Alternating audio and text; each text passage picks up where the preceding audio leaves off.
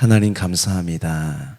예수님께서 나를 위해서 이 땅에 오셨고 나를 위해서 죽으셨고 나를 위해서 부활하셨습니다. 아버지 하나님, 그 은혜 앞에 오늘도 섰습니다. 그 사랑 앞에 오늘도 섰습니다. 주님, 우리 인생 가운데 주님 더욱더 하나님의 은혜가 넘쳐나는 인생, 형통한 인생, 더욱더 하나님께 영광 드리는 인생이 되게 하여 주시옵소서. 우리를 통해서 주님 하시고자 하는 일을 이뤄드리는 복된 인생 되게 하여 주옵소서. 오늘도 예수님의 이름으로 나아갑니다. 성령께서 이끄시고 주관하여 주옵소서. 감사하고 예수님의 이름으로 기도합니다. 아멘. 할렐루야. 오늘 말씀 보겠습니다. 오늘 말씀은요, 어제 이어서요, 여호수아서 20장 1절에서 9절까지 보겠습니다. 여호와께서 여호수아에게 말씀하여 이르시되 이스라엘 자손에게 말하여 이르기를 내가 모세를 통하여 너에게 말한 도피성들을 너희를 위해 정하여 부지 중에 실수로 사람을 죽인 자를 그리로 도망하게 하라. 이는 너희를 위해 피의 보복절을 피할 것이니라. 이 성읍들 중에 하나에 도피하는 자는 그 성읍에 들어가는 문 어귀에 서서 그 성읍의 장로들의 귀에 자기의 사건을 말할 것이요 그들은 그를 성읍에 받아들여 한 곳을 주어 자기들 중에 거주하게 하고, 피의 보복자가 그의 뒤를 따라온다 할지라도 그들은 그 살인자를 그의 손에 내주지 말지니 이는 본래 미워함이 없이 부지 중에 그 이웃을 죽였습니다. 그 살인자는 회중 앞에 서서 재판을 받기까지 또는 그 당시 대제사장이 죽기까지 그 성읍에 거주하다가 그 위에 살인자는 그 성읍 곧 자기가 도망하여 나온 자기 성읍 자기 집으로 돌아갈지니라 하라 하시니라. 이에 그들이 납달리 산지 갈릴리 게데스와 에브라임 산지 세겜과 유다 산지 기랏 아르바 곧 헤브론과 여리고 동쪽 요단 저쪽 루벤 지파 중에서 평지 광야의 베셀과 갓 지파 중에서 길앗 라못과 므낫세 지파 중에 바산 골란을 구별하였으니 이는 곧 이스라엘 모든 자손과 그들 중에 거류하는 거류민을 위하여 선동된 성읍들로서 누구든지 부지 중에 살인한 자가 그리로 도망하여 그가 회중 앞에 설 때까지 피의 보복자의 손에 죽지 아니하게 하리기 위함이라. 아멘. 저는 요즘 새벽마다 이 역사서의 시작인 여호수아를 읽으면서요, 아브라함에게 하신 약속이 결국 수백 년이 지난 지금에서도 이렇게 현실이 되는구나 라는 생각이 듭니다. 그렇다면 예수님께서 말씀하셨어요. 다시 오신다고 말씀하셨어요. 그것이 곧 현실이 됩니다. 그래서 여러분, 세상에 이 역사는요 성경대로 되는 거예요. 오늘은요 도피성에 관한 말씀이에요. 이 도피성 제도에 따라서요 이스라엘에는 그 6곳, 오늘 본문에 보면 6곳이 나와요. 곳곳에 이렇게 흩어져서 도피성이 있었어요. 그렇다면 이 유례없는, 당시로서는 유례없는 이 제도는 누가 만들 걸까요? 하나님이죠. 하나님. 이 제도는요 본문에서도 언급하듯이 가나안을 정복하기 전부터 모세를 통하여 하나님이 말씀하신 거예요. 우리 1절, 2절 그걸 말해줘요. 여호와께서 여호수아에게 말씀하여 이르시되 이스라엘 자손에게 말하여 이르기를 내가 모세를 통하여 너에게 말한 도피성들을 너희를 위하여 정하여. 이 도피성 제도는요 하나님의 공의와 사랑을 잘 보여주는 제도예요. 이 제도의 정신이 오늘날의 법에도 적용돼 있어요. 그죠? 누구나 공정한 재판을 받을 권리가 있고요. 피고인이 보호받을 수 있어요. 그죠? 재판을 받을 때까지 보호를 받을 수 있는 거예요. 또 격리가 되는 거고. 이 도피성 제도의 설명이 이제 3절에서 6절이에요. 이 3절이 도피성이 어떤 곳인지 잘 알려줘요. 함께 읽을게요. 부지 중에 실수로 사람을 죽인 자를 그리로 도망하게 하라. 이는 너희를 위해 피의 보복자를 피할 곳이니라. 하나님은요 부지 중에 이 실수로요, 고의가 아닌 실수로 살인한 자가 도피성으로 도망해서 어떻게 하세요? 복수가 없게 하시는 거예요. 하나님께서 십계명에서요, 살인하지 말라 그랬어요. 이 계명의 중요한 목적은 뭐냐면 복수하지 말라는 거예요. 복수는요, 보통 영화나 드라마의 흔한 레파토리예요. 그래서 이 복수를 막지 않으면 어떻게 돼요? 악순환이 계속되는 거예요. 복수는 복수를 낳아요. 그래서 결국 이 이스라엘이 어떻게 되냐면 피해 도시가 되는 거예요. 그래서 하나님께서 그 법을 만드신 거죠. 또 이 복수하지 말라는 법은요, 복수하려는 사람을 보호하는 거예요. 여러분, 오랫동안 복수심으로 미움에 사로잡히면 결국 복수하려는 사람도 피해를 입는 거예요. 그래서 하나님께서 뭐라고 하세요? 직접 복수하지 말고 공정한 재판을 받으라고 하는 거예요. 그래서 이 도피성 제도는 뭐냐면 원고인과 피고인 모두를 보호하는 거죠. 또 하나님은요, 살인이 아니라 우리가 억울한 일을 당할 때도 내가 직접적으로 복수하려고 하지 말고요, 재판장 되시는 하나님께 맡기라고, 의뢰하라고 말씀하세요. 우리 로마서 한번 말씀 볼까요? 할 수 있거든 너희로서는 모든 사람과 더불어 화목하라.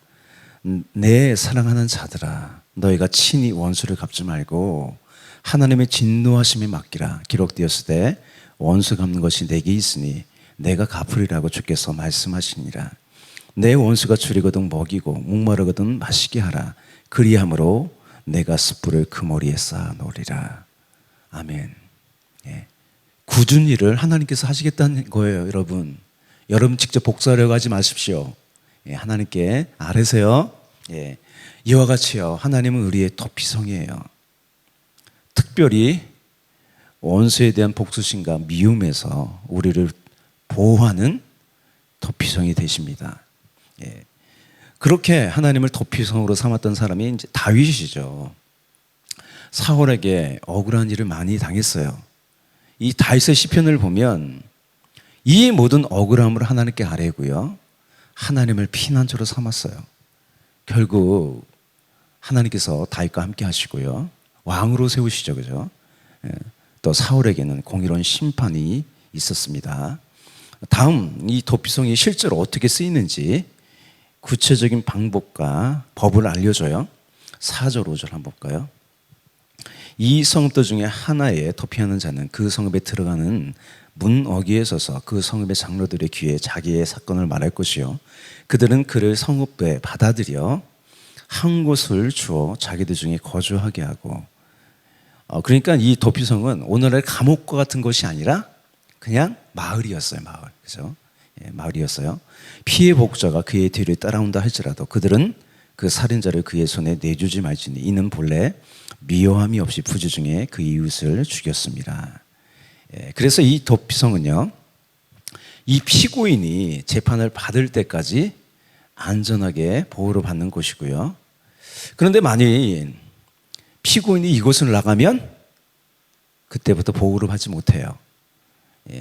그래서 민수기에서 이 부분이 분명하게 명시되어 있어요. 복수를 당해도요, 정당한 것이라고 그래요. 그러니까 살인자는 무조건 도피성 안에 있어야 되는 거예요. 이 도피성은 오늘날로 말하면 감옥의 역할을 하는 거예요.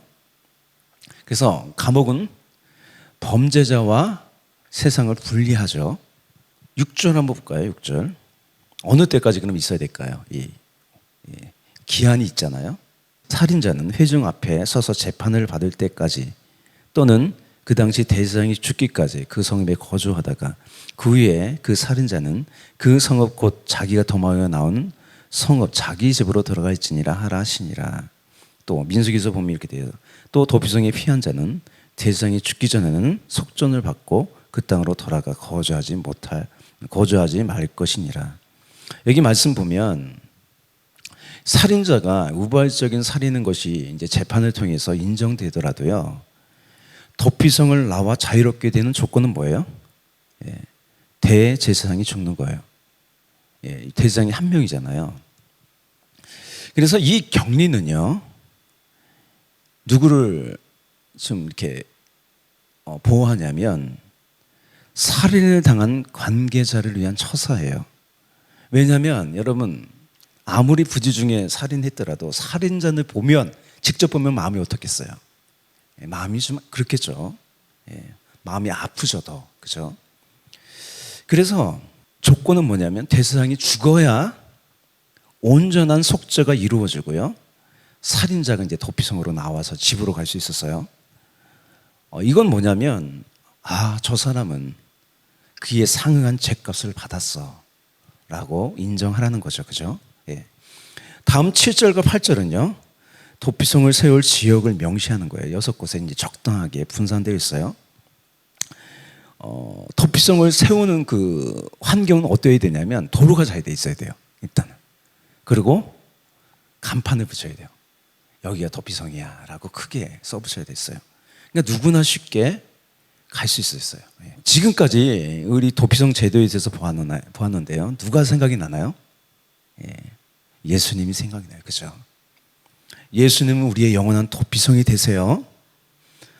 범죄한 나를 보호하시고요. 복수심과 미움에서 나를 보호하세요. 여러 가지 인간관계에서요. 우리에게 소망을 주는 거예요.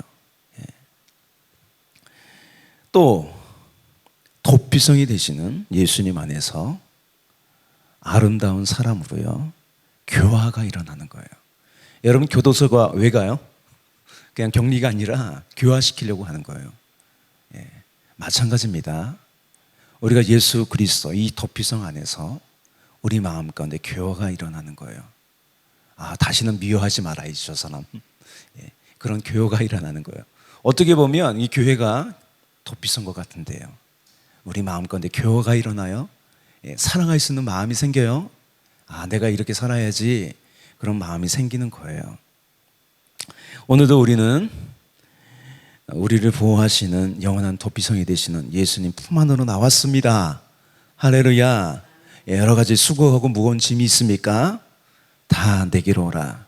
내가 너희를 쉬게 한다고 예수님께서 말씀하셨습니다. 할렐루야. 아멘. 우리 기도하겠습니다. 사랑과 은혜가 풍성하신 주님, 예수님께서 범죄한 우리의 도피성이 되시려고 이 땅에 오셨습니다. 재앙에서 우리를 막아주시고 우리 마음 가운데 사랑을 알게 하셔서 교화가 일어나게, 변화가 일어나게 하셨습니다. 또 여러 가지 인간적인 문제와 얽혀있는 문제들 다 예수님께 피합니다. 예수님을 의지합니다. 예수님께 아뢰입니다. 다 해결하시고 형통케 되게 하여 주시옵소서. 주님 사랑합니다. 우리 피난처 되신 예수님 사랑합니다. 영원토록 주님과 함께 살기 원하오니 주님 붙잡아 주시옵소서. 감사하고 예수님의 이름으로 기도합니다. 아멘.